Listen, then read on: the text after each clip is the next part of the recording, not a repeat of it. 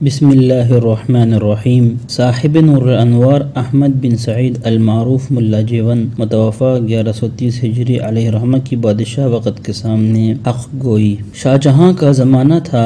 شاہ جہاں نے ایک چوغہ پہنا جو اوپر سے زربفت تھا، یعنی سنہری پھولوں وغیرہ سے خوشنما بنا ہوا تھا۔ علماء کرام میں اختلاف ہو گیا، بعض تو کہتے تھے کہ ناجائز ہے، بعض کہتے تھے کہ جائز ہے، اور بعض کہتے تھے کہ اندرونی حصہ دوسرے کپڑے سے سلا ہوا ہے، لہذا اس کا پہننا جائز ہے۔ شاہ جہاں نے حکم دیا کہ ملا جیون صاحب کو بلاؤ۔ جب ملا جیون صاحب شاہی دربار میں پہنچے تو نہایت شان و شوکت سے گھوڑے پر سوار ہو کر گئے۔ الحاصل شاہ جہاں کے پاس بیٹھے تو لوگوں کو یقین ہو گیا کہ ملا جیون علیہ الرحمہ نے مسئلہ حق بتانا ہے جو بادشاہ کی مرضی کے خلاف ہے، اور بادشاہ نے تلوار نکال رکھی ہے، اسے قتل کر دے گا۔ ان کے قتل سے آج سطح دنیا سے ایک علمی ہستی اٹھ جائے گی۔ جب بادشاہ نے ملا جیون علیہ الرحمہ کو مخاطب ہو کر کہا کہ سنہری بیل بوٹوں والا چوغہ پہننا جائز ہے یا نہیں، تو ملا جیون علیہ الرحمہ نے نہایت دلیری سے جواب دیا